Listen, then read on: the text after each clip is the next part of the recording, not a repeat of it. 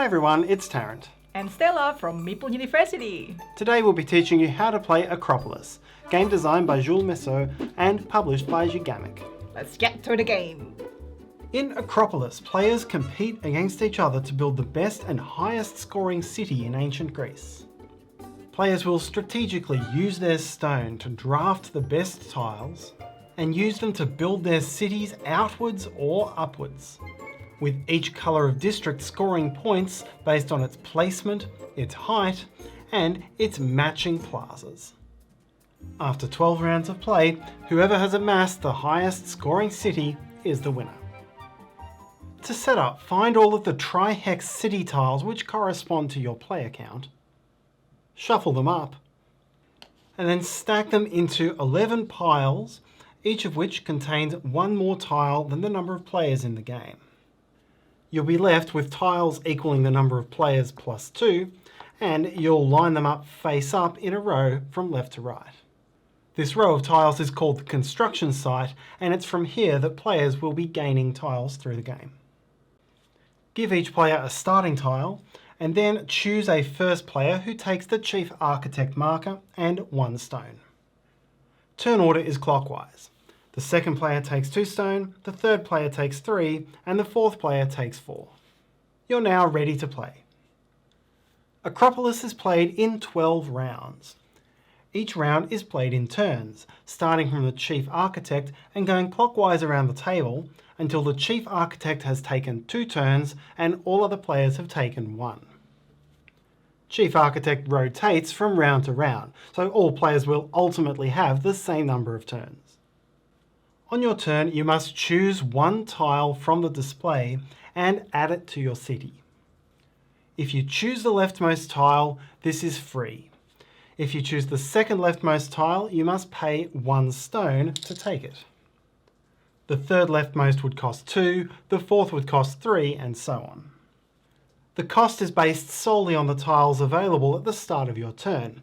This tile, for example, would have cost the first player 2 stone, but by the second player's turn, these will have come together, and it would now cost only 1. Once you've gained a tile, you must place it in your city, and you have 2 options.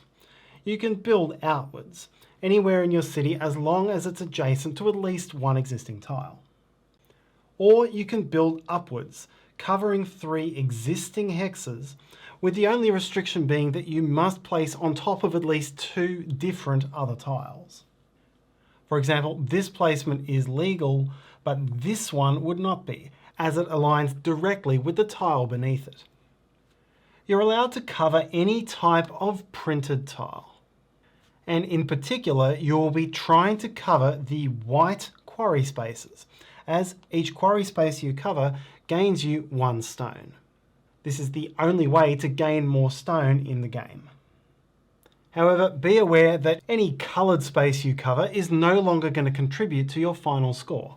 But coloured district spaces that you build up on higher levels will be worth more to your final score than the equivalent district on a lower level, and so this is something you need to weigh up when making your placements. When only 1 tile remains, the chief architect will have taken 2 turns this round and all others will have taken 1. This signifies the end of the round. Hand the chief architect marker 1 step clockwise, move the remaining tile to the far left of the construction site, and choose any 1 other stack of tiles, laying them out to replenish the construction site to the number of players plus 2.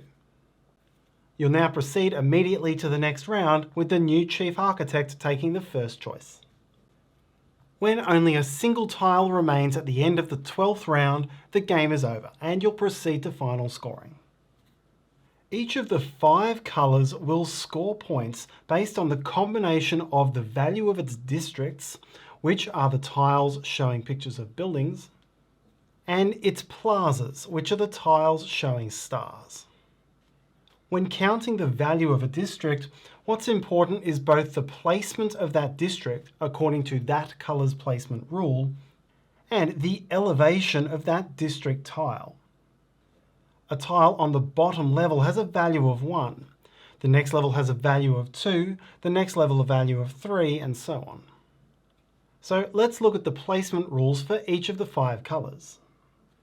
Blue districts score for the largest contiguous group of blue districts.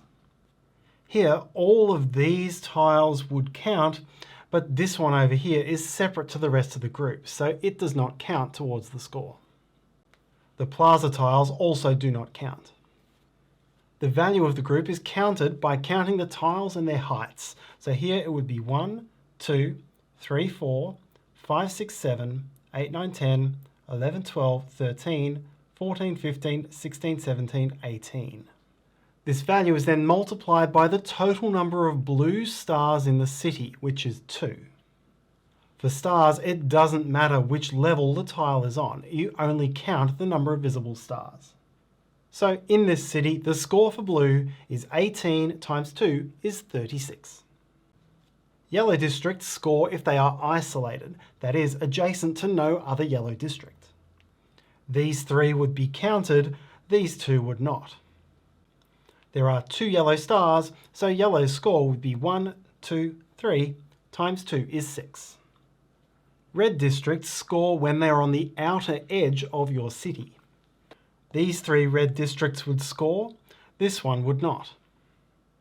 In this case, the red score would be 1, 2, 3, 4, 5, multiplied by 2, 4, 6 is 30. Purple districts score if they're surrounded, that is, if they have no open edges. In this case, this one would count, this one would not. The score in this case for purple would be 1 multiplied by 0 because there are no purple stars, a total of 0. Finally, green districts have no placement restriction. You simply score stars multiplied by green districts. The difference here is that the green tiles are the scarcest of all colours. The score here for green would be 1, 2, 3, 4, 5, 6, multiplied by 3 is 18.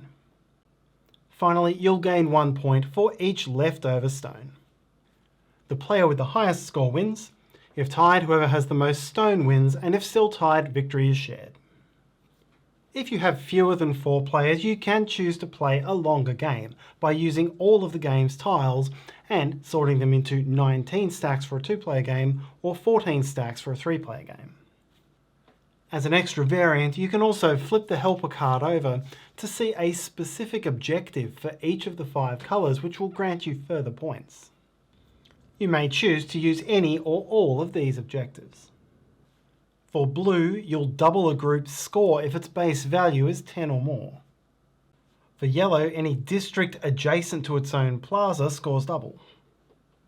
For red, districts with 3 or 4 open sides score double, so this would score double but this would not. For purple, you score double for anything that's above ground level. And for green, score double for anything adjacent to a lake, that is, a completely surrounded open space in your city. And that's how to play Akropolis. We hope you enjoyed this video. If you find this video useful, please help us. Hit that like button, subscribe and hit the bell, and comments. Let us know you're there and you've been enjoying the video somehow. I'm also on Instagram. Find me there. Comments, suggestions and feedback are all welcome in the comments section below. Thanks for watching. See you next time.